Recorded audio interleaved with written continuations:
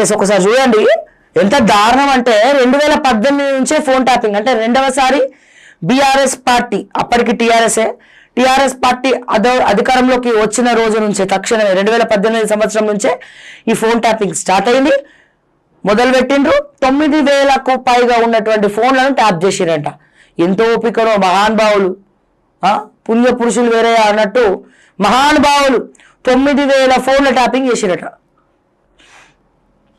2018 నుంచే phone tapping, review కమిటీకి వివరాలు ఇవ్వకుండా కుట్ర, అవసరమైన కొన్ని నెంబర్లతో కలిపి టార్గెట్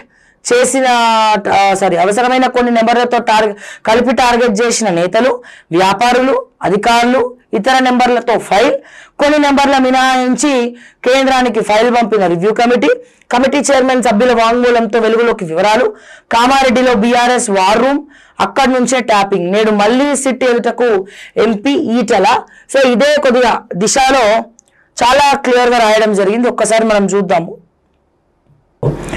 ప్రతి ఎన్నికలో ఫోన్ ట్యాపింగ్, దాని ఆధారంగానే ప్రత్యర్థి అభ్యర్థుల సొమ్ము సీజ్. అంతా ప్రభాకర్ రావు ఆదేశాల మేరకే. సరే సొమ్ము సీజ్ చేసిన ఏమైనా గ్రేటా? అసలు ఆ సొమ్ము పట్టుకొని తిరగద్దు అంటే ఇక్కడ ఎలక్షన్ కమిషన్ కూడా కొల్లుడు అయిపోతుంది. రాజకీయ నాయకులు ఇక్కడ బీఆర్ఎస్ ఏమైనా శుద్ధపూసలా? బీఆర్ఎస్లో కూడా విచ్చలవిడిగా డబ్బు పంచిరు, మద్యం పంచిరు. ఎక్కువ పంచింది వాళ్ళే, మిగతా పార్టీల దగ్గర పైసలు ఏడున్నాయి వీళ్ళతో పోల్చుకుంటే? ఎక్కువ పంచింది వీళ్ళే. అంతా ప్రభాకర్ రావు ఆదేశాల మేరకే. సిట్ దర్యాప్తులో కీలక విషయాలు వెలుగులోకి. నా ఫోన్ ట్యాప్ చేయించిన ఎర్రబల్లి కాంగ్రెస్ నేత సుధీర్ రెడ్డి. తెలంగాణ ఉద్యమకారుల ఫోన్లు ట్యాప్, సిట్కు అమరవీరుల కుటుంబాల ఐక్య వేదిక లేఖ. నేడు సిట్ ఎదుటకు ఎంపీ ఈటల రాజేందర్. ఇక కొంతమంది ట్యాప్ అయినా కాకపోయినా రాయి కూడా అయిందని చెప్పినా చెప్తారు, దొరికిందే ఛాన్స్ అన్నట్టు. 2018 అసెంబ్లీ ఎన్నికల సమయం నుంచి రాష్ట్రంలో జరిగిన ప్రతి ఉప ఎన్నికలోనూ కూడా ఫోన్ ట్యాపింగ్ జరిగినట్టు సిట్ అధికారుల విచారణలో తేలింది. ఎస్ఐబి మాజీ చీఫ్ ప్రభాకర్ రావు ఆదేశాలతోనే ఇదంతా జరిగిందని అధికారిక వర్గాల సమాచారం. మరోవైపు తన ఫోన్ను మాజీ మంత్రి ఎర్రబల్లి ట్యాప్ చేయించారని కాంగ్రెస్ నేత సుధీర్ రెడ్డి ఆరోపించారు. ఒక్కసారి మొత్తం ప్రతి ఎన్నికలో ఫోన్ ట్యాపింగ్, దాని ఆధారంగానే ప్రత్యర్థి అభ్యర్థుల సొమ్ము సీజ్. అంతా ప్రభాకర్ రావు ఆదేశాల మేరకే సిట్ దర్యాప్తులో కీలక విషయాలు వెలుగులోకి. ఫోన్ ట్యాపింగ్ కేసులో సిట్ దర్యాప్తులో రోజుకో కొత్త అంశం వెలుగులోకి వస్తోంది. 15 రోజులుగా నిర్విరామంగా సిట్ విచారణ కొనసాగుతుంది. 2018 ఎన్నికల సమయంలోనూ కూడా ట్యాపింగ్ జరిగినట్లు సిట్ ఆధారాలు సేకరించింది. ప్రణీత్ రావు నుంచి టాస్క్ ఫోర్స్ డీసీపీ రాధాకిషన్ రావుకు ట్యాపింగ్ సమాచారం అందింది. ట్యాపింగ్ ద్వారానే పారాడైజ్ వద్ద భవ్య సిమెంట్ అధినేత భవ్య ఆనంద్ ప్రసాద్ కు చెందిన 70 లక్షలు టాస్క్ ఫోర్స్ టీం సీజ్ చేసింది. ఆ సమయంలో షేర్లింగంపల్లి నియోజకవర్గం ఎమ్మెల్యే అభ్యర్థిగా టీడీపీ తరపున భవ్య ఆనంద్ ప్రసాద్ పోటీలో ఉన్నారు. దుబ్బాక ఉప ఎన్నికల సమయంలోనూ కూడా ట్యాపింగ్ జరిగినట్లు తెలిసింది. ఎమ్మెల్యే అభ్యర్థిగా పోటీ చేసిన రఘునందన్ రావు బంధువులకు చెందిన ₹1 రాధాకిషన్ రావు అతని బృందం బేగంపేట పరిధిలో స్వాధీనం చేసుకున్నారు. మునుగోడు ఉప కూడా ప్రభాకర్ రావు ఆదేశాలతో టాస్క్ ఫోర్స్ టీం దాడులు నిర్వహించింది. శ్రీనాథ్ రెడ్డి అనే ఇన్స్పెక్టర్ ద్వారా గాంధీనగర్ పోలీస్ స్టేషన్ పరిధిలో రెక్కి నిర్వహించారు. నల్గొండకు చెందిన కీలక కాంగ్రెస్ నేతల అనుచరులు గుంట సాయి కుమార్ రెడ్డి, మహేష్ వెన్నం భరత్లను అడ్డగించి వారి నుంచి 3.50 కోట్లు స్వాధీనం చేసుకున్నారు. నా ఫోన్ ఎర్రబలి ట్యాప్ చేయించాడు కాంగ్రెస్ నేత బిల్లా సుధీర్ రెడ్డి.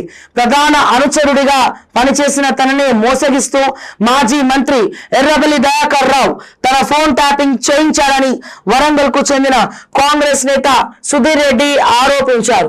ఎర్రబెల్లికి సంబంధించి పలు ప్రశ్నలతో సుధీర్ రెడ్డిని సిట్ విచారించినట్లు సమాచారం. జూబ్లీహిల్స్ పోలీస్ స్టేషన్ లో సిట్ అధికారులకు ఫోన్ ట్యాపింగ్ పై సుధీర్ రెడ్డి వాంగ్మూలం ఇచ్చారు. విచారణలో కీలక విషయాలు వెల్లడించినట్లు తెలిసింది. సీఎం రేవంత్ రెడ్డి సోదరుడు కొండల్ రెడ్డి నుంచి సైతం సిట్ అధికారులు స్టేట్మెంట్ తీసుకున్నట్లు తెలుస్తుంది. తెలంగాణ ఉద్యమకారుల ఫోన్లు ట్యాప్, తమ ఫోన్లు సైతం ట్యాప్ అయ్యాయని తెలంగాణ అమరవీరుల కుటుంబాల రాష్ట్ర ఐక్య వేదిక, తెలంగాణ ఉద్యమకారుల ఐక్య వేదిక సిట్ కు లేఖ రాశాయి. గత అసెంబ్లీ ఎన్నికల్లో కేసీఆర్ కు వ్యతిరేకంగా పనిచేశారని హరీష్ రావు నివాసానికి పిలిపించి మీరు ఎవరెవరితో మాట్లాడుతున్నారో మాకు తెలుసు అని ఎస్ మీరు ఎవరెవరితో మాట్లాడుతున్నారో మాకు తెలుసు అని బెదిరించారని రాష్ట్ర అధ్యక్షుడు రఘుమారెడ్డి తెలిపారు.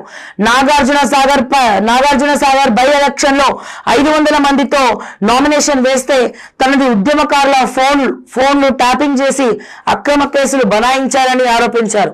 మునుగోడు ఉప ఎన్నికల సమయంలో కూడా మన అసెంబ్లీ ఎన్నికల గజ్వేల్, సిరిసిల్ల, కామారెడ్డి, సిద్దిపేటలో 200 చొప్పున నామినేషన్లు వేయడానికి నిర్ణయం తీసుకుంటే ఫోన్ ట్యాపింగ్ ద్వారా తెలుసుకొని ఉద్యమకారులను, అమరవీరుల కుటుంబాలను నామినేషన్లు వేయకుండా భయపెట్టించారని తెలిపారు. మాజీ సీఎం కేటీఆర్, హరీష్ రావు వారి అనుచరులను అరెస్ట్ చేయాలని చెప్పి కోరడం జరిగింది. సో ఇది పరిస్థితి. సో ఇప్పుడు మీరేమంటారు? సో దయచేసి కమ్యూనిటీలో పోల్ పెడదాం మనము. సో ఫోన్ ట్యాపింగ్ వ్యవహారంలో 9,000 ఫోన్లను ఫోన్ ట్యాపింగ్ చేయడం జరిగిందని చెప్పి వెల్లడించింది. ఆప్షన్ ఏ, ఫోన్ ట్యాపింగ్ చేసిన వాళ్ళందరినీ కూడా శిక్ష వేయాలా? ఆప్షన్ బి, క్షమాభిక్ష పెట్టేయాలా? సో మీ అభిప్రాయాన్ని తెలియజేయండి. సో ఫోన్ ట్యాపింగ్ లో ఇన్వాల్వ్ అయినటువంటి బీఆర్ఎస్ నాయకుల్ని కానీ లేకపోతే ఏం చేయొచ్చు? శిక్షలు వేయాలా లేకపోతే ప్రతిపక్షమే వీళ్ళలో మార్పు వచ్చిందని చెప్పి మార్పు వచ్చిందని అనుకొని వదిలేయాలనా? ఇదైతే మహాపాపం. అది ఫోన్ ట్యాపింగ్ అనేది మహాపాపం. వ్యక్తిగత జీవితాల్లోకి వెళ్ళడము మహాపాపం. వాళ్ళకి తెలియకుండా వినడము ఇంకా పెద్ద విషయం. అది ఇంకా పెద్ద విషయం. దాన్ని పట్టుకొని బ్లాక్మెయిల్ చేయడం అనేది మామూలు విషయం కాదు. సో మరి దీన్ని ఎట్లా కన్సిడర్ చేయాలి? ఎంత సీరియస్గా తీసుకోవాలి ఈ ఇష్యూని?